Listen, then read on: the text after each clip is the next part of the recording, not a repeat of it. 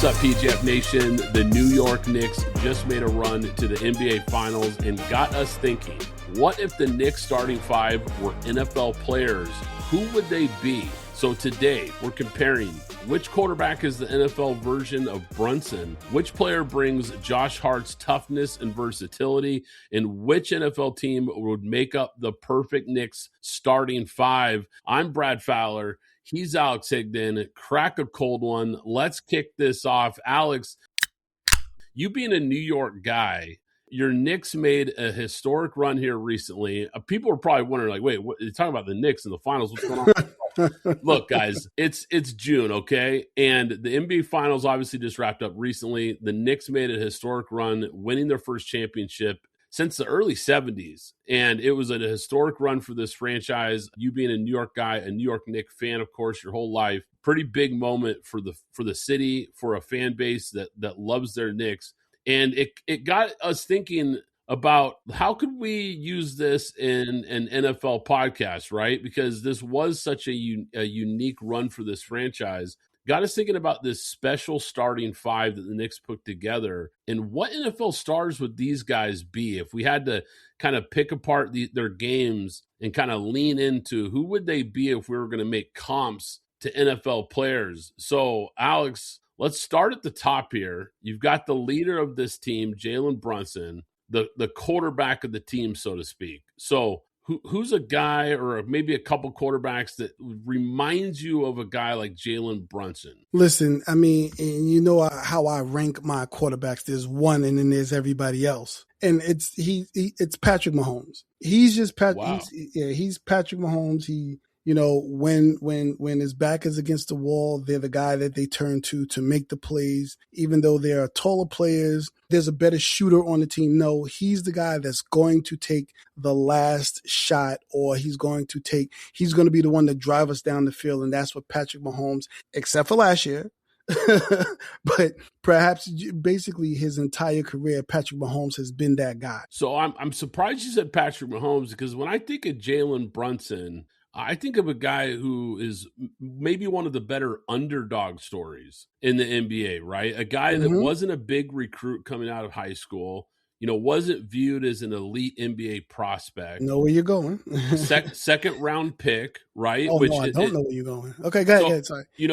Second round pick in the NBA, for you guys that might not know, that's like being a seventh round pick in the NFL, basically, right? Or maybe not seventh, but let's face it, that's a later pick. Yeah. Later pick. Right. Because there's only 2 rounds in the NBA draft, typically your top prospects are going in the top 10.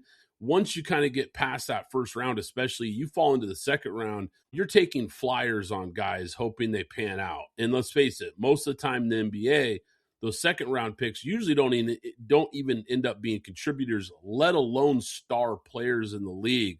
We've seen some cases where that's happened in the past, but it's not common, right? So Jalen Brunson's kind of story of being an underdog and becoming this elite player at the NBA level, I don't think a lot of people saw that coming, right? And I know Mahomes in a way kind of was similar, but he was the 10th overall pick. I think there was a little more excitement for a guy like Mahomes. I think a little bit of a higher projection for him coming out. Now, granted, Mahomes became a guy that none of us saw coming to that level. I think even the most positive Texas Tech and Kansas City Chiefs fans. Yeah, that's a fact. That's a like I don't think anybody expected Mahomes to become what he became. So I guess that could be similar to Brunson in some ways. But I think the underdog kind of mentality and story of Brunson is kind of unique in what he's become as a player, and now capturing a championship.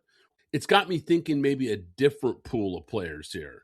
You get what I mean here? Like, maybe it might sound crazy, but what about a guy like Jalen Hurts? What about a guy who, is kind of overlooked, maybe a little underrated, maybe a little underappreciated, and wins a championship when a lot of people did not think he could lead a team to a championship?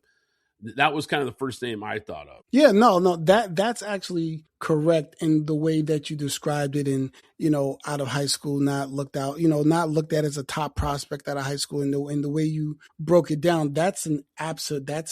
I actually thought when you said, had only one Scott, I thought you were actually going to do Josh Allen, but then when you said second round, I said, oh, he's doing Jalen Hurts. Yeah, it's fun doing this because it's an interesting way to compare it, right? And to kind of look at these guys. Now, for a guy like him, it totally makes sense. The quarterback, the point guard, the leader of the team.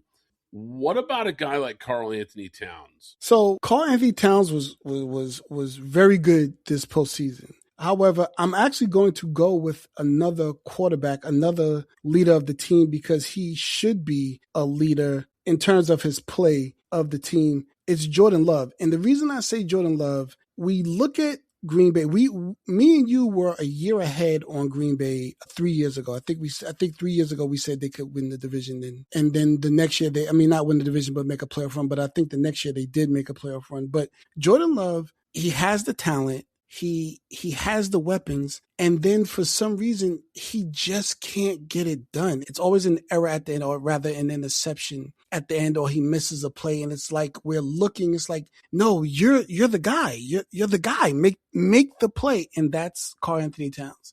It's like, no, you're the guy. Like, make the play. Like, stop doing these silly things and make the play. And that's why I have Jordan Love attached to Karl-Anthony Towns. That's interesting. And if we're going to stick with quarterbacks, I've got a name that kind of stands out here. I've got a couple that kind of jumped to mind here. Because when I think about Karl-Anthony Towns, I think about the guy who came into the league in 2015 as a number 1 overall pick, entered the league with massive expectations, a guy that a lot of people thought could be a franchise changer, a guy you build a franchise around, and a guy that would be, a multiple-time all-star. And look, I think a lot of those things, as far as his talent, I think as far as being a blue-chip prospect, I think he lived up to the talent.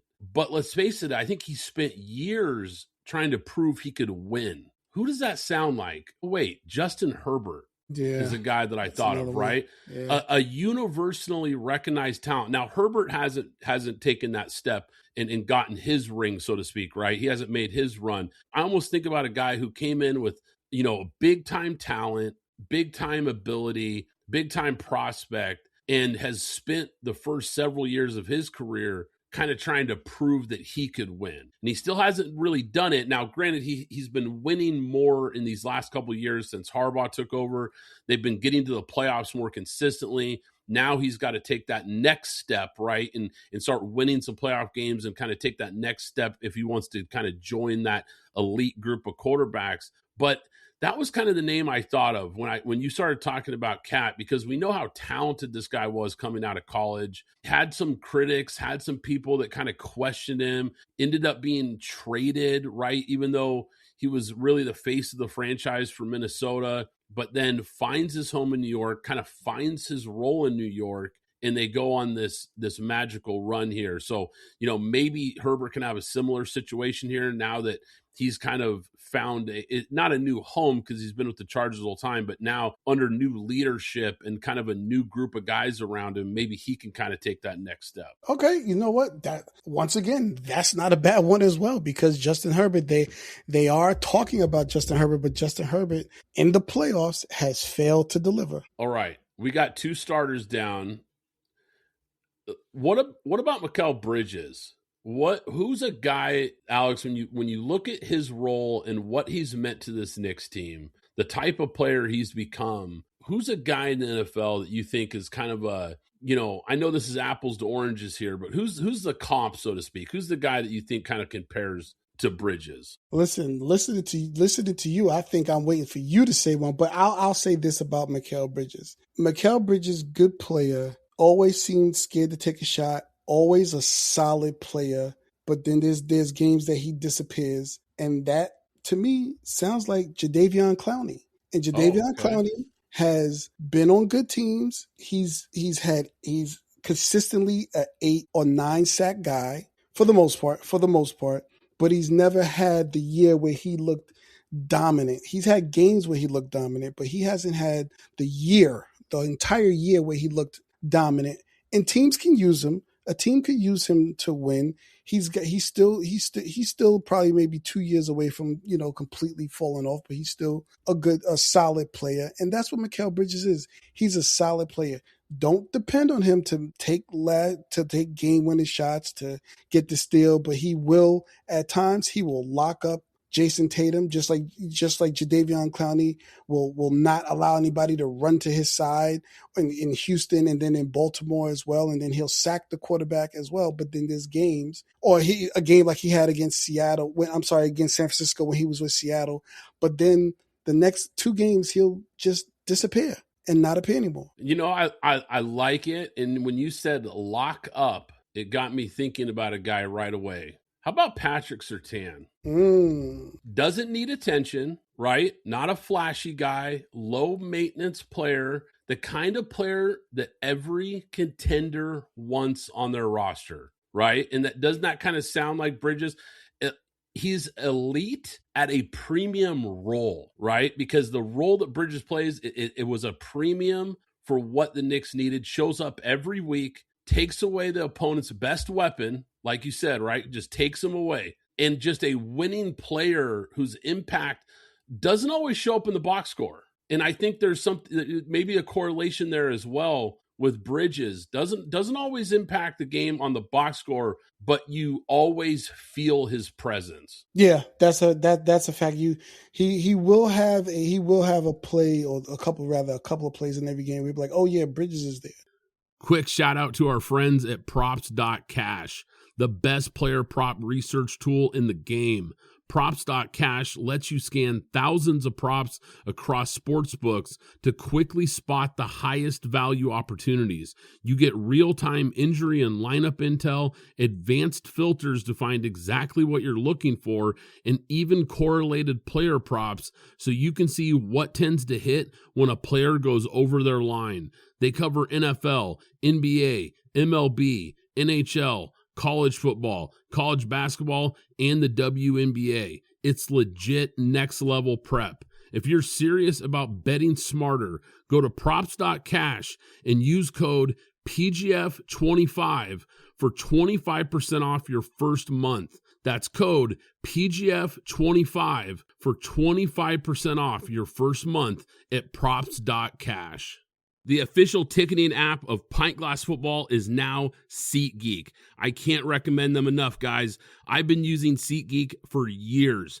You want to go to a game this season? SeatGeek is here to take the confusion out of buying tickets, making sure you get the best seats at the best prices. With SeatGeek, you'll never have to worry about overpaying for tickets again. How? They put a 0 to 10 score on each ticket, so you know you're getting a good deal. But here's the real game changer. You can get $20 off your first ticket purchase with the code PGFPOD. That's right, $20 off with code PGFPOD. This season, make every game day epic with SeatGeek. Download the SeatGeek app and remember to enter the code PGFPOD to grab your $20 discount. All right. Moving through the starting five, got a couple guys left here. What about Josh Hart? Who's the guy that in the NFL that when you think of Josh Hart, who jumps out? So I'm naming name players for a reason, because some of our listeners may not be football fans. May not be NBA fans, so they may not talk to everyone and know who everyone is. But Josh Hart is a lunch pail player, meaning whatever you ask him to do, he's going to do, and he's going to do it well. You need me to rebound? He's going to go grab 10 rebounds. You need me to score 20 points? He's going to score 25 points. You need me to lock up this defender? He's going to go lock up this defender.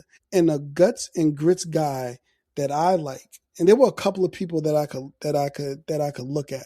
I would say Josh Jacobs. Josh Jacobs is tough. He's always running. Now, he was hurt 2 years ago. Yeah, 2 years ago he was hurt. But he was running. He's tough. And he's always in the right place at the right time in the end zone. I like it. I like that one. The toughness was something I was thinking too. I was immediately thinking, who's tough? Who's a culture guy, right? Because when I think of Hart, I think of tough, culture guy, team guy. I thought of George Kittle. Mm-hmm. Physical, yep. Right? Physical, like a guy who, look, he's just as likely to have 3 touchdowns as he is to have 3 pancake blocks. Right. Blocks like an offensive lineman, a complete player, right? plays with that infectious energy that his teammates feed off of.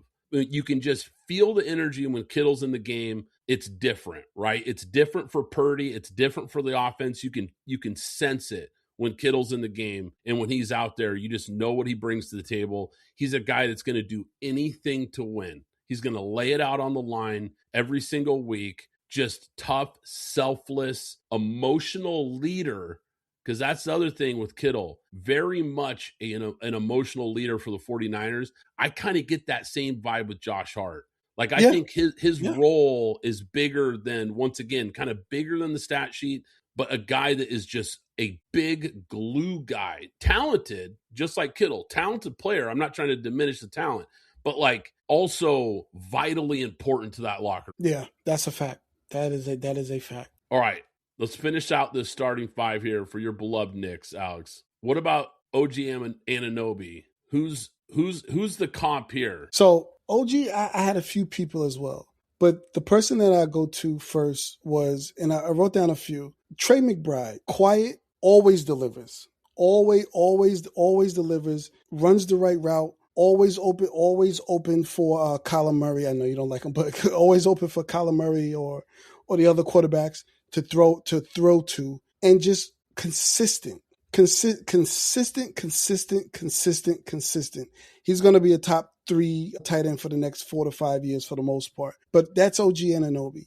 I'm going to play defense. I'm going to score. And I'm gonna rebound. He was all defense. This is OG Anunoby. He was all defense too this year. But the thing is, he's quiet. He doesn't make a lot of noise. He doesn't talk to the media very much. He's not emotional when talking to media. And that's Trey McBride.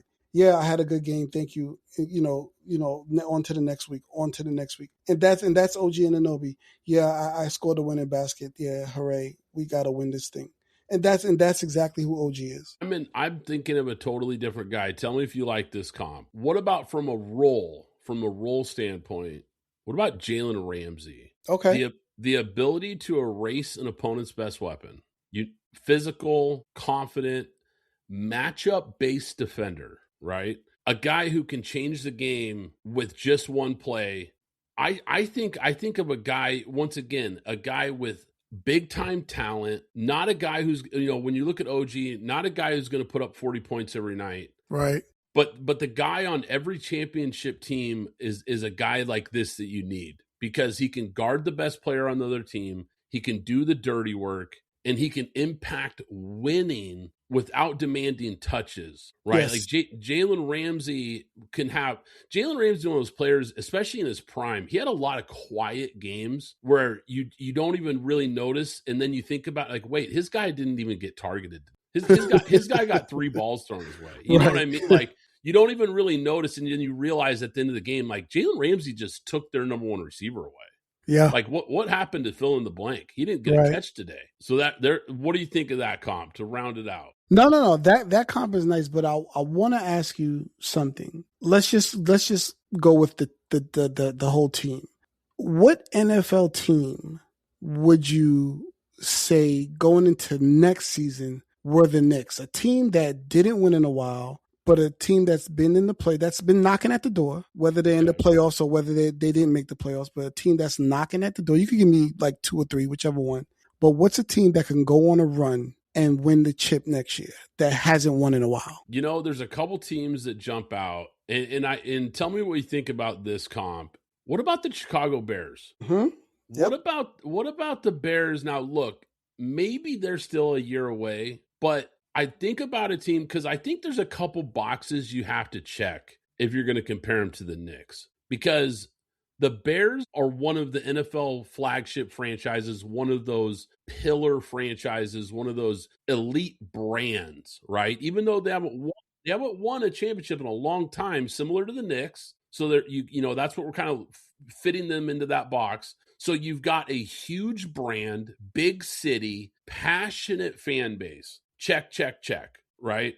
And a team that's proud of their history but hasn't had a lot of success recently. Kind of similar to the Knicks also. The Bears got to the Super Bowl in the last decade plus couldn't quite get over the hump. Knicks have been to the finals a couple times in the last 20, 25 years. Just couldn't get over the hump. Chicago, and they've had some down years, right? They've had some down years, but all of a sudden, the last few years, the Knicks put together this roster and kind of built towards this the last couple of years, and all of a sudden they were knocking on the door and they kicked the door in this year. The Bears, once again, the brand stronger than the recent on-field success, but similar to the Knicks, these last couple seasons, it feels like they're building something, right? It just, they found their franchise cornerstone in Caleb Williams, similar to how the Knicks found Brunson. Now, Caleb, obviously number one pick. We talked about the underdog thing. Right. That doesn't really match exactly, but similar in the sense of like you found your guy that you could circle and say, we're building around this guy. Mm-hmm. And similar to the Knicks a couple years ago, they might only be one or two pieces away from contention. Yeah, I like Chicago. I like Chicago a lot. And then the other piece to this, and unfortunately it's going to be going away soon, Soldier Field, Madison Square Garden, you've kind of got these historic venues too. I kind of like that. I kind of like that comp. What do you think about the Bears? Yeah, no, I like the Bears. They were knocking on the door last year, just similar to the Knicks, and they're coming into this year and they're looking to improve on what they did last year. So they're taking another step. So no, the Bears are in there. The Bears are definitely one of those teams. You got a team that you think could be kind of fit, or is there a team you're kind of looking at? I mean, the obvious one might be the Jets, right? But they're just too far away, right? They're just too far away from contention. But they're kind of in a similar boat. Ironically, being another New York team that hasn't won a championship in a very long time. Passionate fan base that's suffered through some really lean years. But is always there, right? And the green and white. It's always there every Sunday, no matter how good or bad they are. Similar to the Knicks, Madison Square Garden is always loud, even when they've had some lean years. They're unfortunately just not there. Now, granted, we've talked about them. They've definitely made some aggressive moves to kind of build this team up again. A lot of draft picks, a lot of young pieces in place. Maybe they're a couple years away if they can get the quarterback right. We've talked about that. I think the one problem with them is Woody Johnson. Yes. Kind of just gets in the way. And, for a long time, that was kind of the story with Dolan. And for the Knicks, there was a lot of, Dolan kind of seemed like he was kind of holding back the Knicks there for a while. He kind of gets out of the way, lets the management run the team. And what do you know? They take off and have this magical run. Maybe Woody Johnson could take a page out of Dolan's book. And he won't. But yeah, he should. Because listen, all jokes aside, just to stretch on Dolan. Dolan is the guy that's been creating these what do you call the Vegas sphere? And I think there's one in Dallas too. Yeah. He's been doing that, so he hasn't been paying attention as much, which is why we got him out of the way. So if Woody Johnson, or if somebody sends him to be the the liaison in Zimbabwe or somewhere, maybe they can get rid of him and hope it. But we'll have to have a pod on teams in next year. I don't know what they're called. I'm just saying that because I have a lot to say about the Jets, but I won't say it right now. But I will end with this. The team that I have, I said they will win I said 2027, but perhaps it's this year, and it's the Dallas Cowboys. Okay. So now I know everybody. I know how the Cowboys have been for everybody. I got it. I know. But do I need to insert the laugh track here? Yeah, yes. Insert the laugh track there. Yeah, insert the laugh track there. And the thing is, they drafted right. Now, whether they work or not, that's still a ways to be seen, but they drafted right. They traded correctly. They kept George Pickens. I think they're going to go on a 1-year run and let George Pickens walk and get the supplementary pick next year. But let George Pickens walk this next year. But they're fully loaded and they're top heavy too. They don't have a lot of depth, but they're top heavy. But I think that the Cowboys could make a run. And now they've been knocking on the door of the playoffs per se, but they haven't made it in 2 years. But I think that's a team that can win. I have them making the playoffs this year. I'll say that number one. But I think that they can get hot at the end of the season and run one off. They could be a surprise team for sure. Now it would be a big surprise, but they're not so far away. It's not so unthinkable that it couldn't happen. You know, like when we mention the Jets, it's almost kind of tongue in cheek, right? Like, okay, we're making the New York comp, and I get that, and it's been a long time. But, you know, kind of similar to what you're saying, the Cowboys haven't won a Super Bowl. Yes, they have a rich history of Super Bowls, but they haven't won one in a long time. And so similar to New York in the sense that this is a passionate fan base who loves their team and has been waiting for them to break through for a long time now. I can see the comp there. Obviously, you've got the big brands with the Cowboys, probably the biggest brand in the NFL. The Knicks are certainly one of the biggest brands in the NBA. So I totally get that standpoint. You've got meddling owners who sometimes do more harm than good. So I can, there's kind of a comp there a little bit if you want to compare Jerry to Dolan a little bit. And I kind of like the idea of Dak Prescott and Jalen Brunson kind of being underdogs that became stars. Dak Prescott was a 4th-round pick that most people expected would be a backup at best. And he's developed into one of the top, 10-ish quarterbacks in the league and been a guy that's really become a guy that they have built around, similar to Brunson. If he can make that kind of run, what a script changer that would be for him. Also, I kind of wonder if you can make a comp for the coaches, because you know, the Knicks coach is a guy that a lot of people gave up on. And, you know, we were on here kind of joking about Dallas's head coach and being like, really? Like